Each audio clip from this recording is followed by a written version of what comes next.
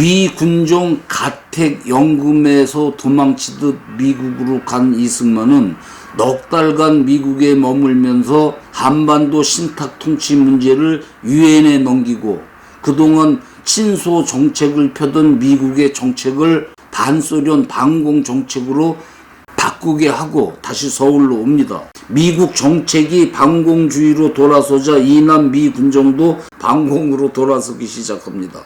당시 미국에 이런 엄청난 영향을 미칠 수 있는 한국인은 이승만 뿐이지 않습니까? 그래서 저는 대한민국을 위해서 이승만은 미리 준비된 인물이 아닌가 하는 생각이 듭니다. 이남을 쥐락펴락하던 박헌영이 북한으로 영영 도망가는 사건이 발생합니다. 박헌영이 가짜 돈을 찍어내다가 들통이 나가지고 영구차 관 속에 숨어서 이북으로 도망간 겁니다. 박헌영 참 지독한 사람입니다. 충남 예산이 고향인데 첩의 자식으로 태어나가지고 경기 고등학교를 졸업하고 상해로 가서 공산주의에 물이 드는데 일제 때 이미 그는 소련 국제 공산당원이 되어가지고 모스크바를 들락거리면서 소련이 준 공작금을 지니고 국내로 들어오다가 외경에 체포돼가지고 1년 반 옥살이를 하고 추록하고 나서는 전국 28개 도시에 잠양을 하면서 공산당 조직을 구축하고 동아일보, 조선일보 기자를 하면서 지식인층에도 공산당을 구축한 박헌영은 조선공산당 창시자라 해도 과언이 아닙니다.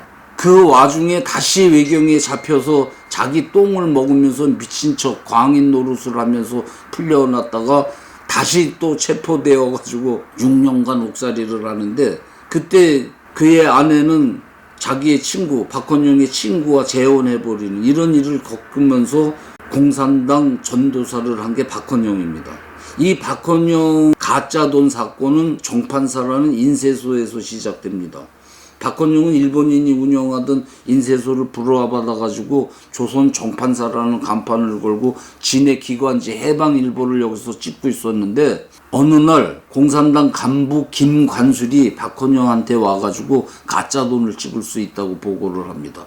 운영비가 모자라던 박헌영은 가짜돈 찍는데 오케이를 합니다. 오케이. 이때만 해도 일제 때 쓰던 돈을 그대로 쓰고 있었어요. 한국은행에서 우리 돈을 만들기 시작한 것은 대한민국 정부가 수립된 뒤입니다. 인쇄소 좌파들은 가짜돈 900만 원을 6차례에 걸쳐서 찍어가지고 박헌영한테 전달하고 박헌영은 이 돈을 유통시킵니다. 당시 100만 원이면 웬만한 기와집 10채를 살 돈이었으니까 900만 원이면 지금 돈으로 치면 거의 100억에 가까운 그런 액수인데 이렇게 가짜 돈을 찍어내다가 인쇄 기술자 김창선이가 그 돈 찍는 인쇄 원판을 다른 사람한테 팔려다가 그 일당이 중부 경찰서에 체포됩니다. 잡힌 김창선은 자기 아내가 아파서 병원비를 쓰려고 이 인쇄 원판을 팔려고 했다. 하지만 경찰은 이들이 모두 공산당이라는 거에 주목을 하고 그 배후를 찾습니다.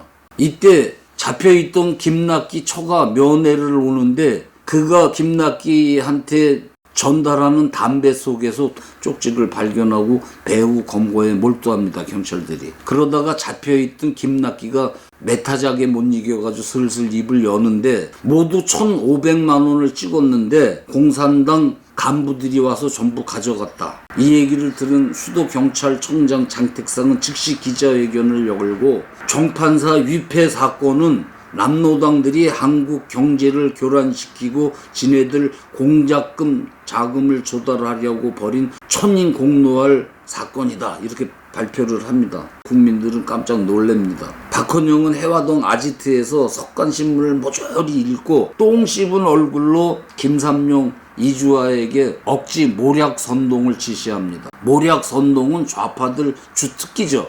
전국의 조선인민들이여 위패 사건은 허위 날조된 것이다. 이런 벽보가 붙고 그들이 발행하는 신문에는 자세하게 조작된 사건이라는 보도가 실립니다. 그러자 경찰은 박헌영 해방일보, 여운형 중앙일보, 인민일보 등 좌익신문 3개를 폐간시켜버리고 그러자 각 신문사의 좌익 기자들이 장택상이 남로당을 잡기 위해서 위패 사건은 조작 사건이라고 쓰기 시작합니다. 이게 국민들이 뭐가 진실인지 헷갈립니다. 박헌영은 김삼룡에게 끝까지 오리발 투쟁을 벌이라고 하자 김삼룡은 가짜 김삼룡을 체포시켜가지고 먼저 구속된 자들하고 접선을 시도하려다가 가짜가 조재천 검사에 의해서 발각됩니다. 그러자 조 검사 앞으로 한 통의 편지가 옵니다. 조 선생, 처벌에 앞서 타협이 있음을 기억하시오. 조 검사가 그 편지를 읽는데 띠리링 전화가 옵니다. 전화를 받으니까 나 김삼룡이요. 우리 조직을 만만히 보지 마시오. 지령만 내리면 당신을 죽일 전사가 줄지어 있음을 명심하시오. 조 검사는 기가 막힙니다. 그리고 시경 수사계장 집이 폭파됩니다. 이처럼 10명 중 7이 좌파인 시절이죠, 이때가. 재판을 하는데 그 공판 첫째 날 수천 명의 좌파들이 법정을 둘러싸고 좌파 노조들이 경찰한테 하던 짓들 있죠. 그냥 막 던지고 그 짓을 하는 겁니다, 경찰한테. 공산당 만세, 재판소 부셔라, 판검사 때려 죽여라, 고함, 줄 매가지고 버스 막 잡아다니고 아수라장이 됩니다. 그래서 미국 헌병등이 출동해가지고 3명이 죽고 47명이 체포되고 이런 난리판이 벌어지고, 법정에서는 재판관에게 이 좌파들이 반동을 죽여라 달려들어가지고 공판이 무산되고, 다음 법정에서는 또 좌파 변호사들이 무장경찰 퇴장시켜라 이런 트집을 잡아가지고 전부 퇴장하고, 그 다음 공판에는 범인들이 못으로 온몸에 상처를 내가지고 피투성이가 돼가지고 고문당한 것처럼 좌익 기자들한테 보이고, 고문으로 정신이 돈 것처럼 막 햇소리하고 노래 부르고 지랄 발광 들으라고. 국민을 헷갈리는 겁니다. 야, 이 경찰이 너무한 거 아니야? 뭐 이러는 사람도 있고, 이거 조작된 사건이야? 이런 사람도 있고. 그런데 천하의 박헌영에게 최악의 상황이 다가오고 있습니다. 법정에서 상토투성이 몸을 보이면서 고문 증거라고 우기던 김창선이가 박헌영이 시켜서 내가 대못으로 자해했다, 자백을 해버립니다. 그래서 박헌영에게 체포영장이 발부됩니다. 체포영장이 발부됐다는 소리를 들은 박헌영은 밤새 고민을 합니다. 내 평생 조국을 위하여 공산주의 전파를 이렇게 했는데 이런 하찮은 일에 내가 도망가게 생겼구나. 감옥이라면 진저리가 쳐지는 박헌영 아닙니까? 그래서 그는 이북에 올라가서 투쟁하기로 결심을 합니다. 이인자 김삼룡에게 투쟁하라는 교실을 남기고 지는 영구차 시체로 위장해가지고, 시체로 위장할 때도 관 뚜껑을 열어볼까봐 실제 시체를 위에 놓고 그 밑에 칸에 숨어서 포천까지 관 속에 숨어서 영구차로 가고, 포천에서 관에서 나와가지고 38선을 넘어서 월북해버립니다. 이 사건으로 공산당 기관지 해방일보 등 5개 좌파 신문이 폐간되고, 미 군정은 공산당 활동을 법으로 금지시켜버립니다. 불법 단체가 된 거죠, 공산당은.